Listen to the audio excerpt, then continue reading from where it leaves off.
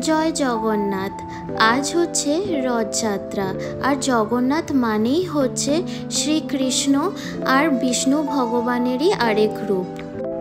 রথযাত্রাতে যে 56টা ভোগ দেওয়া হয় জগন্নাথ ভগবানকে, তার মধ্যেই হচ্ছে এক ভোগের নাম ডালমা ভোগ।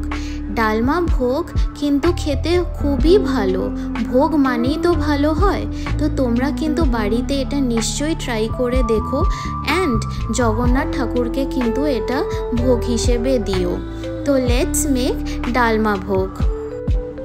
আমরা কিন্তু একটা কন্টেনারের মধ্যে অরহর ডাল, মুগ ডাল আর ছোলার ডাল নিয়ে নেব, অ্যান্ড ওটা কিন্তু আমরা অ্যাটলিস্ট টুয়াইস বা থ্রাইস ওটা কিন্তু আমরা ভালো করে ধুয়ে নেব। ধুয়ে দেন কিন্তু ওটা আমরা অ্যাটলিস্ট 30 মিনিটস জলে সোক করে আমরা রেখে দেব। তাহলে যখন আমরা ডাল সিদ্ধ করব ওটা কিন্তু বেশি সময় নেবে না। আগের থেকেই আমরা কিছু ভেজিটেবলস কেটে রেখেছিলাম, সেটা হচ্ছে বরবটি, লাল আলু, কুমড়ো, বেগুন আর কাঁচা কলা। তোমরা চাইলে কিন্তু আলু বা গাজরও অ্যাড করতে পারো, বাট ফুলকপি আর বাঁধাকপি কিন্তু এর মধ্যে একদমই অ্যাড করবে না। অ্যান্ড আমরা কিন্তু আগের থেকে টমেটো কেটে রেখেছিলাম। তারপর যে আমরা ডালটাকে ভিজিয়ে রেখেছিলাম ওটা কিন্তু আমরা প্রেসার কুকারে দিয়ে দেবো।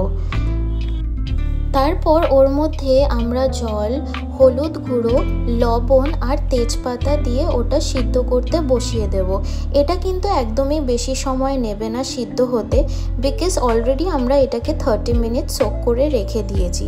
তোমরা চাইলে একবারেও করতে পারো, বাট বেটার যে আগের থেকে একটু সোক করে রাখলে তাহলে জিনিসটা তাড়াতাড়ি হয়ে যায়।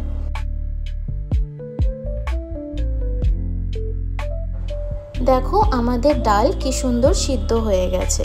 তারপর আমরা যে কেটে রাখা ভেজিটেবলসগুলো ছিল ওগুলো কিন্তু আলাদা একটা কন্টেনারের মধ্যে জল দিয়ে আমরা একে একে করে সবজিগুলো দিয়ে দিচ্ছি। আমাদের প্রেসার কুকারের ক্যাপাসিটি কম ছিল বলে তাই আমাদেরকে আলাদা করে কিন্তু সবজিটা সিদ্ধ করতে হয়েছিল। জেনারেলি কিন্তু একসাথেই সিদ্ধ হয়। তোমাদের প্রেসার কুকারের ক্যাপাসিটি যদি বেশি হয় তোমরা কিন্তু ডাল আর সবজিগুলো কিন্তু একসাথেই সিদ্ধ করো।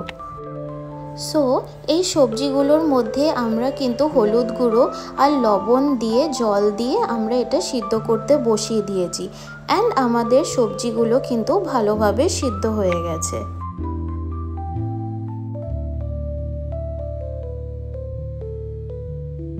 তারপর কিন্তু এই সবজিগুলো আমরা ওই ডালটার মধ্যে দিয়ে দেবো, অ্যান্ড আমরা কিছু কিছু স্পাইসেস রোস্ট করব, যেমন জিরে, কালো জিরে, রেড ড্রাই চিলি আর তেজপাতা।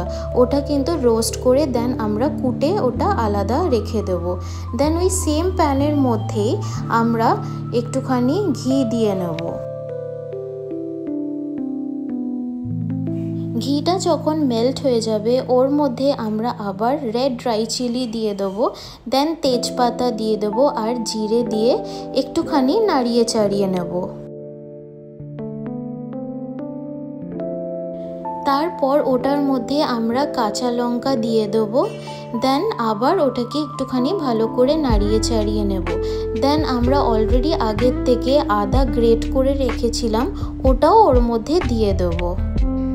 তারপর ওটার মধ্যে আমরা লবণ আর যে অলরেডি আমরা টমেটোসগুলো কেটে রেখেছিলাম ওটাও দিয়ে দেবো। দেন আমরা ওর মধ্যে একটুখানি কাশ্মীরি লঙ্কার গুঁড়ো দিয়ে ভালো করে ওটাকে নাড়িয়ে চাড়িয়ে নেব। ডালমা কিন্তু ওড়িশার একটা খুবই ফেমাস রেসিপি, যেটা কিন্তু ওরা যে কোনো ভালো ওকেশন বা কোনো পুজোতে কিন্তু করেই থাকে।